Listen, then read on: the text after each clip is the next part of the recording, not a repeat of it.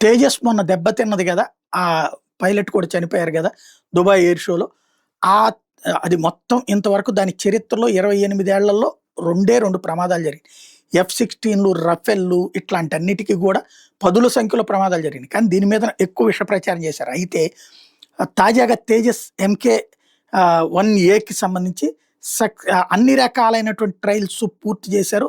అస్త్రామ్ మిస్సైల్స్‌ని దానికి యాడ్ చేశారు. అస్త్ర ఎంకే-1ని యాడ్ చేశారు. మల్టిపుల్ సక్సెస్‌ఫుల్ లాంచెస్ జరిగినాయి పెద్ద ఎత్తున.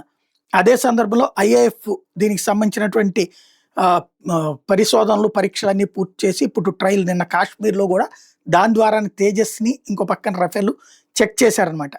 దాంతో ఇప్పుడు ఎయిర్ టు ఎయిర్ మిస్సైల్స్‌ని కూడా ప్రయోగించగలిగినటువంటి స్థాయిలోకొచ్చింది.